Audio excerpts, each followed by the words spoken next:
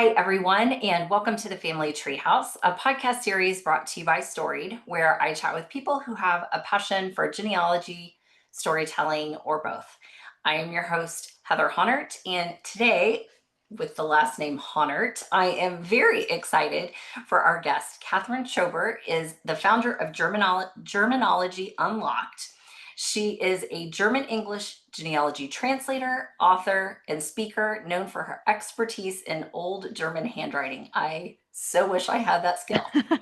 She's written The Magic of German Church Records and Tips and Tricks of Deciphering German Handwriting, and developed online courses including The Complete Guide to German Genealogy, Reading the Old German Handwriting, and German for Genealogists. This next part I'm like super jealous of.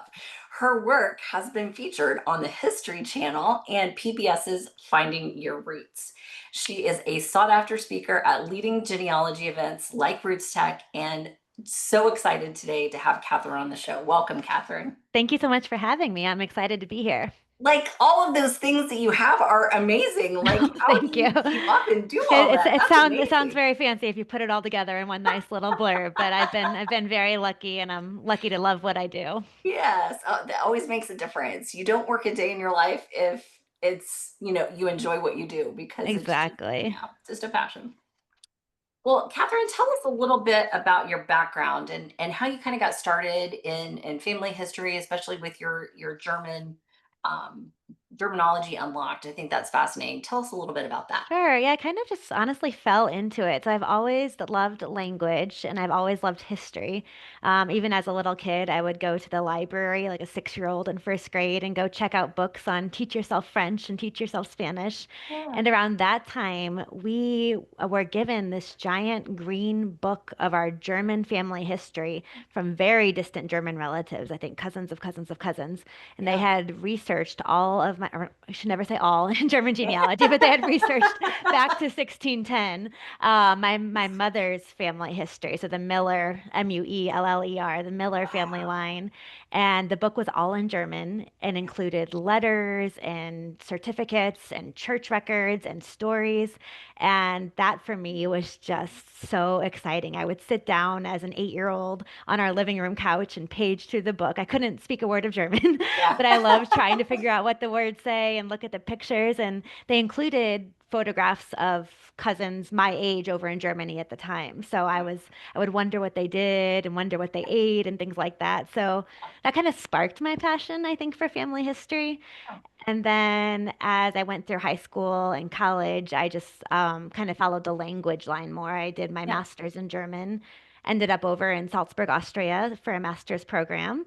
And then the second year of the program was in Bowling Green, Ohio. So I was there in Bowling Green for a year. And there I met my Austrian husband. Everyone always thinks we met in Austria, but we met in Ohio, the romantic foothills Funny. of Bowling Green, Ohio. And then I ended up going back to Austria for 3 more years. I did Fulbright, taught English, started translating for a professor at the University of Vienna who was a history professor. So that kind of got my foot in the door of translating historical documents. Yeah. And then we moved back to the States in 2014. Didn't really know exactly what I wanted to do. I knew I loved language, so I worked for a translation company for a while. Wasn't the best fit, so I ended up kind of stopping that. We were talking before we started recording about how important it is to be happy in your work. And Yeah. there, I was a project manager, so I Yeah. was just kind of giving projects to other people, and I wanted to work with the language myself. So Yeah. so Yeah. I quit that and then started my own company and just naturally geared towards history. I just reached out Yeah. to a lot of genealogical societies and that's just where my heart lie. And then I Yeah. started teaching myself the old German handwriting and just being so excited anytime I got a project, a letter, diary, postcard, anything that I got to work with that German and history together. Yeah. Do you guys speak German at home? We do. Yes. Yeah. Yeah. Yes. That's awesome. Keeps me in I practice.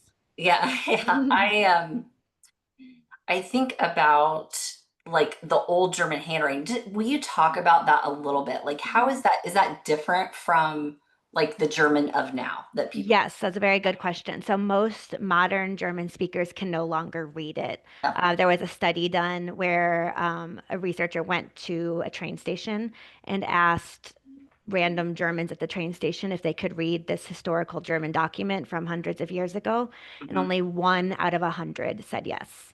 Holy cow. So, yeah, it stopped. It was an old type of script that stopped being taught in schools in the 1940s and 50s. Wow. So, really, today it's really just the older grandmothers and grandfathers Yeah. who are in their 80s and 90s who can maybe read it a little bit. Yeah. Wow. Holy cow. That's crazy to me. I think about we had that I should have known the answer to that because we had um a German foreign exchange student Oh, for a year when my kids fun. were in high school. Oh, he was a delight. And I asked him, I said, I need some help with some of these documents I have. He was of no help. Oh no. Could not read that. Yeah, at the beginning, when I was first learning it, I would try to ask my husband, and the same thing. He was like, maybe Yeah. it's this, but then I was able actually to reach out to his grandmother, and she Yeah. did help me a little bit at the Yeah. beginning for sure. Oh, that's awesome. That's Yeah. great. Oh, that's a good thing to know.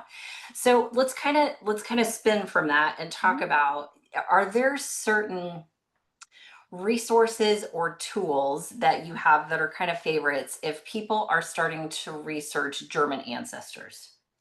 So if you're just starting at the very beginning, the first thing you need to do is find your German ancestors' hometown or Yeah. village, because all of the records are kept at the local town level. Huh. Okay. Um, when you are ready to kind of cross the pond over to Germany and start looking for those records, church records will be the records you'll want to start with. It was the churches who kept track of people's births, marriages, and deaths. And there's two great websites for that. If your ancestors were Protestant, the Yeah. website archeon.de Okay. is a great website. And if your ancestors were Catholic, Matricula is the website you'll Okay. want to look at. So those are, once you know the town, then you can go start looking for those church records at those two Yeah. websites. Yeah. And I will definitely get those from you so I can post those in the notes, Sure. because that's a good thing. I'm just curious. This is just a random question. I do this to all of my guests, and they're probably like, Heather, don't pop these random questions on us. So I'm just curious, like how I think of my husband, hmm obviously very German with Haunert again, but what is the very Catholic? And hmm so, what is the percentage, would you say, of Protestant versus Catholic when people are researching things like Ooh, ancestors? I don't know that number off the top of my head, but it's more based on region. Okay, So, that's good to for know. example, Austria is a very Catholic country. Even Yeah, today, when yeah, I was teaching over there, we almost never went to school during the month of May because yeah, there were so many Catholic holidays, and the yeah, state takes off for Catholic holidays. yeah. So in Germany, close to Austria is the state of Bavaria. So Hmm. Bavaria is Hmm. known for being more Catholic, Yeah. whereas northern Germany is known for being more Protestant. So Okay. kind of more region based. Yeah. One good thing though to kind of be aware of, I was raised in St. Louis. St. Louis is a very Catholic city. I grew up going to Catholic schools my whole life, and I always just assumed that my whole family was Catholic, going back to Germany. And I didn't realize until I started researching that my immigrant ancestor, Fritz, actually converted from being Protestant to Catholicism when he married his German wife from Bavaria, the Catholic region of Bavaria. So, That's good. just a word of warning, don't always assume. If you can't Yeah. find your ancestors in Catholic church records, look for Protestant and vice Yeah. versa. Okay, that's really good tip to know because I'm thinking, I mean, my husband, again, our the area where his ancestors came into, Cincinnati area there in Ohio, very, very Catholic, small Yes. Mhm. Catholic communities. But he was from northern Germany, like his ancestors Mhm. were from northern Germany. So I'm gonna have that's a great tip to Yeah, and I don't want to, I both. mean, there are going to be Catholic and Protestant Sure, people in different regions. So I sure, don't want to say sure, everyone in Bavaria is Catholic, sure. but definitely, yeah, you Yeah, can, it's kind of a general stereotype, you could say yeah, for sure. yeah. That's good to know. Good to know. My next question for you, I saw this on one of your blog posts and hmm I was just absolutely fascinated by this. And I think that this is a good tip that people listening would want to know. So you talked about name shift Mm. spellings across records. And what's kind of your framework for deciding that it's the same person, or you've got somebody that it's a false match? Yeah, this is one of my favorite topics to talk about. It relates to my love for language too. So German spelling was not standardized until the late 19th, early 20th century. So a lot of my translation clients will always ask, well, what was the correct spelling of my last name? And we always have to say there wasn't one correct Yeah, spelling. They just kind of spelled it like it sounded on that day, or maybe the pastor spelled it this way and your ancestor yeah, spelled it this way. So, a way to kind of figure out if it's the same person is to think of how a German would have pictured that word or their last name in their head. And that okay, requires some knowledge of how Germans think of letters. yeah, So, there are four letter pairs that sound the same to German speakers, and those are B and P, hmm, T and D, F and V, and G and K. So I'll say those one more time. yeah, B and P, T and D, F and V, and G and K. So those sounds that as their pairs basically make the same sound. So even today, German children will mix up those letters when they're learning how to spell words. okay, And so if your last name has a B in it, and you find it with a P in it, it's very likely it's the same person. got If it. your last name has a V in it and you find it with an F in it, very likely it's the same Yeah, person. You, of yeah, course, want to make sure the dates match up, the parents right, match up, things like that. But those right. are the four main spelling pairs that I like to talk about. Yeah, yeah, that's good.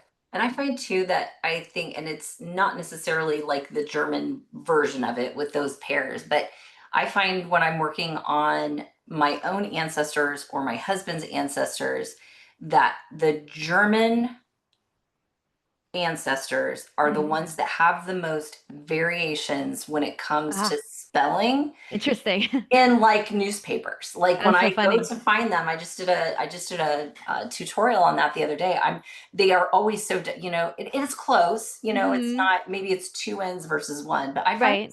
those ancestors are definitely the ones that That have is so funny. I haven't done a variations. lot of research on other lions, so I don't know a lot about other variations. So that's funny that Yeah. those Germans who you think of being so rule following are the ones who kind of mix up the spelling the most. Yeah, but yeah, and I think too with newspapers, like you said, it's who you Mhm. were, who was in the church that day, what they heard, Exactly. it makes a difference for sure. Yeah, so you really want to, I mean, there's a lot of vowels that might get Yep, changed too. You just really want to yep, think, does it sound the same in German? And if yep, you don't know, that's a easy Google search away. Does, yep, yep, IE sound like E in German, something like yep, that. yep, for sure. Yeah. Why do you think, Catherine, one of my favorite questions, storytelling is so important in family history? You Mhm. mentioned that there were stories in the book that you got. So why is Mhm. that so important, do you think? I think it really brings our ancestors to life for us. I think something that I've discovered in this career translating people's letters and diaries is that these people who lived hundreds of years ago were real people. They weren't just kind of figments of our imagination or characters in the past. They lived lives like us. I mean, I love doing these letters. You realize, oh, they were annoyed with their neighbors because their neighbors were being too loud, or their mother-in-law was, driving them crazy. Just Uh, different things that people today experience happened hundreds of years ago too. So I yeah, think yeah, through the stories, it makes them seem more like real people rather than just names on a family tree. yeah, yeah. And do you, I think I know the answer to this just based on your personality, but do you, even when you're not researching like your own people, when you're Mhm. doing the translations for other people, do you like get super excited when you I do do. that? I do. And and some of it's hard because I'm a very sensitive person, very Yeah, empathetic, like sometimes too much. yeah, And it can be hard when you're doing, more sad family stories. I've sure. obviously translated many letters from people trying to get out of Germany during World War II and Right. then, Yeah, finding out what happened to them. I've really had to learn to distance myself a little bit just because, yeah, those stories really stay with you. yeah, And even if they're sad, they're so important for the family's members to know. And those are the meaningful ones that, they're very hard for me to do, but then the clients just really appreciate sure. having found out what happened so much. So on a sad note, that's definitely harder, those Holocaust letters. But then on a Yeah. happy note, I've done so many diaries of people who have like traveled around the world and I get to go around the world with them. I did one diary of a young woman in the early, it was like 1918, I believe, traveling from Germany to Thailand. And I got to go with her on all of her adventures, from different parts of Europe to Africa over to Asia, and just kind of getting to experience that firsthand and seeing what the life on the ship was like. You feel like you're immersed in your story, and then you have Yeah. such a deeper understanding of the history. Yeah, yeah, that is incredible. Do you ever travel? Well, I mean, with your husband, you guys probably go back to Europe, but do you ever travel over there for translation purposes for people and to help them? I wish I could. I haven't got, I almost got to go right before COVID. I was asked to go on Oh, a cruise to be a genealogy speaker on the Rhine River, and that didn't end up happening right before COVID. But if anybody ever wants me to, I'm definitely interested. I'd love to. that I is a do. bummer. You I would know. be Tell me awesome. about it. I'm sure I'm not the only. I know I'm not the only one who had trips canceled during that time. But Yeah, no, I love traveling. yeah, As I'm sure you can tell, and my mother-in-law over in Austria is starting to get really into genealogy, so I have been able to help her with their family history and oh, things like that's that. awesome. So that's been Yeah. fun. Do you still have the book that you had when you were I do. oh, Yes. Everyone in my family got a copy. So my mom is one of oh, 10 children. So each of the okay. 10 children got a copy. And Yeah. I've kind of become known as the family historian for our family. So Yes. people keep giving me all the papers and photographs they have. And it's a fun Yeah. job to have. I'm glad Yes. I get to do that. I agree. It is a fun job to have.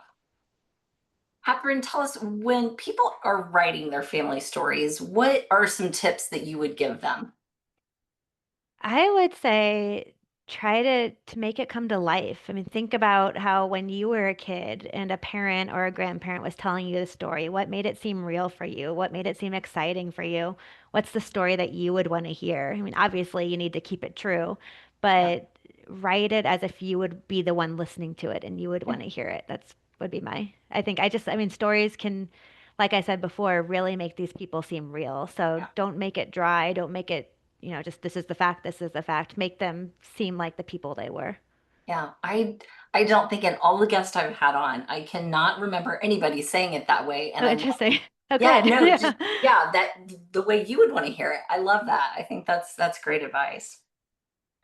Well, this is always one that the next two are my very favorites because I love hearing other people's stories. So, first question is if you could meet one ancestor in person, who would it be and what would you ask them? It's so hard to pick just one. That's a great question. So my mom's side is German, but my dad's side is Jewish. So I was raised Catholic, but I got to celebrate Hanukkah and everything with my dad's side of the family. And on that side, my great grandfather actually disappeared. He just, when my grandmother was 6, she remembers him walking out the front door when she was sitting on the porch, patting her on the head and saying, "Tell your mom I'm going to buy cigarettes." And then they never saw him again. And so I think if I could only pick one, that would be his name was Morris Moyne. He would be the one I'd want to meet just to solve that mystery and find out what happened. Was that here in the US? Yes, it was in St. Louis. Oh, I have started doing a little bit of research on it. I actually wrote a blog post about it on my site. And then I did, I'm sure you've played around with newspapers.com. I did play around a little bit with newspapers.com. And I did find some articles around that time, 1921, of a Morris Moyne actually being arrested for forgery for, interesting. yeah. And so I'm pretty sure it's him. The Yeah. occupation matches up, the time matches up. Yeah. The weird thing is, though, a year later, we see this man with the same address as my great grandfather running for office. So there's an arrest in Mhm. 1921, and then there's an running for office in 1922. But my grandmother has no more memory of him as of that Yeah. time, Yeah. and so I don't know. The newspapers say Yeah. those things, but Interesting. the family never saw him again. So I Yeah. think I would want to just go back and be able to solve that Yeah. mystery for sure. Was that in St. Louis? Yes. Well, Okay. he was, yeah, the newspapers say Yeah. they found him in Illinois, right across Okay. the river, but Yeah. then Yeah. St. Louis is mentioned. So he goes back Yeah. and forth between St. Yeah. Louis. So Yeah, not the best family story, but I think, everyone has those kind of embarrassing family stories in their family tree, and I would really love to find out what happened. Yeah. And I don't ever look at them, Catherine, as embarrassing family stories. Like to me, That's that true. we all do have them. And I Yes. think that's what, gives our families color and, it just makes it more interesting. Well, and we're all people, and I think that's Yeah. what I've really loved learning in my career is these black and white sides of people, these gray sides of people, and obviously I would love to talk to him and say like, what made you do that? What made Yeah. you leave? Yeah. And finding out kind of what was the motive behind You're that. right. So yeah, Was how many children were there? Was your grandmother the only 4. one? Four. Okay. Oh Hmm. my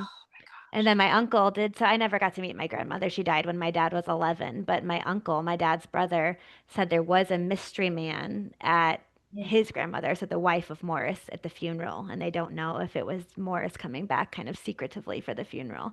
But that is documented in 1970. There was somebody there that nobody knew who it was. So, Oh my gosh, that just yeah. gave me goosebumps. Wow.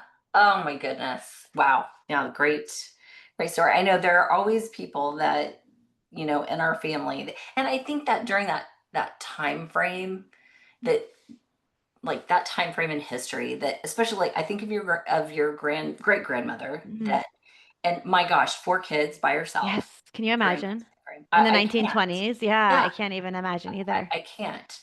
And then just I think the stigma too, and why so many people just didn't talk about those things. Like, Hmm. I think my grandmother had a divorce in the 1930s, Oh, and like wow. no one ever talked about it. No Right. one ever talked about it.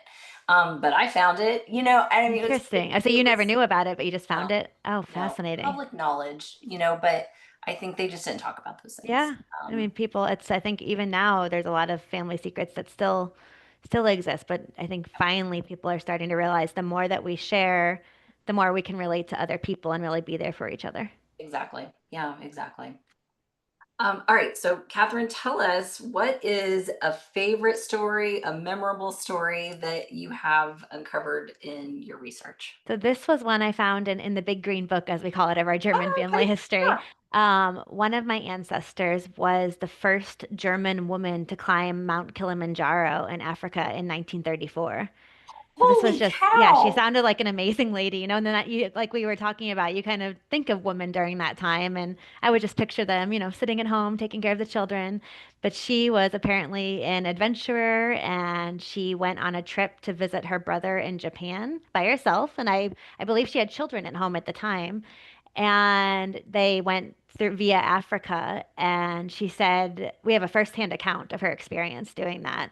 And she Wow. said someone on her ship said he was going to climb Mount Kilimanjaro the next day and if she wanted to go with him.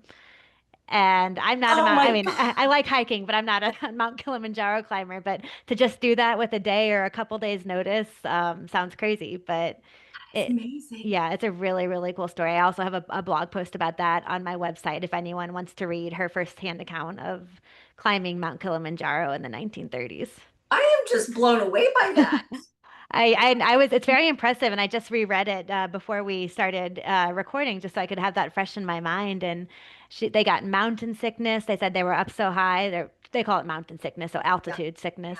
yeah, yeah, And they're up so high that she couldn't imagine taking another step. And for hours and hours and hours, they just had to keep putting one foot in front of the other. But they finally made it to the top after a couple days, and then they couldn't even stay at the top very long because a yeah. snowstorm was coming. Oh, So, yeah. And she lost her watch on the way down the hill. And then she was sad because she didn't have a watch when she was in the Far East, as she called it.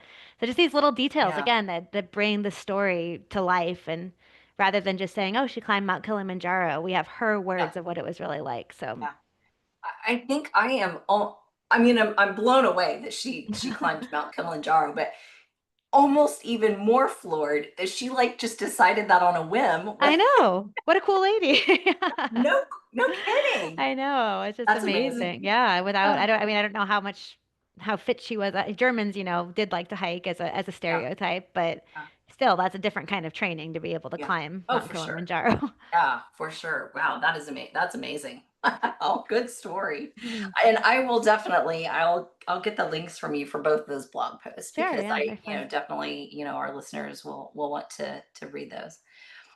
Well, Catherine, as we wrap up here, what is some advice you would give to anybody that's kind of just starting?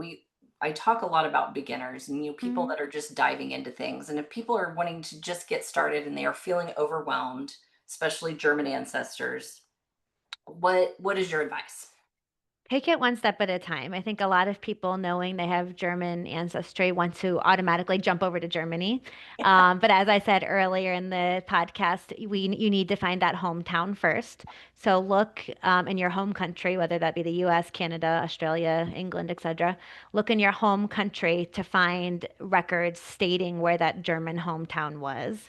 And then really verify that it exists. Just like spelling was very fluid with last names, you may see different spellings of towns. Okay. A great website for confirming that a town exists in Germany is Meyer's Gazetteer. We can link to that, I'm sure, but it's Yep. Yep. meyersgaz.org. Okay. So that's a great way to really find the correct town and make sure you're Yeah. looking in the right place. And then just Okay. take it step by step. Once you find the town, look for the church records, and then go from there.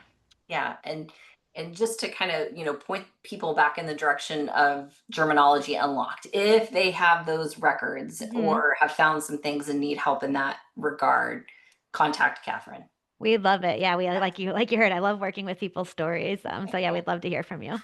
great. Well, Catherine, it has just been a pleasure speaking with you today. So thank you so much for your time. I appreciate it. Thank you so much for having me. Yeah, it's been a joy.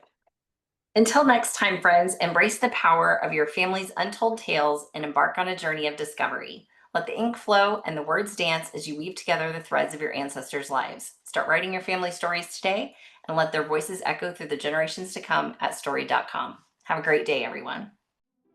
And that brings us to the end of this episode of the Family Treehouse, where we celebrate the power of storytelling and preserving our family legacies. Storied is more than just a platform for sharing stories.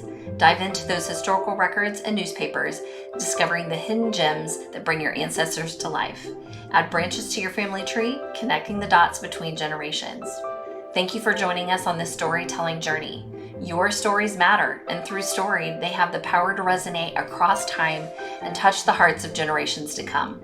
Keep uncovering your family's history and keep the spirit of storytelling alive with Storied.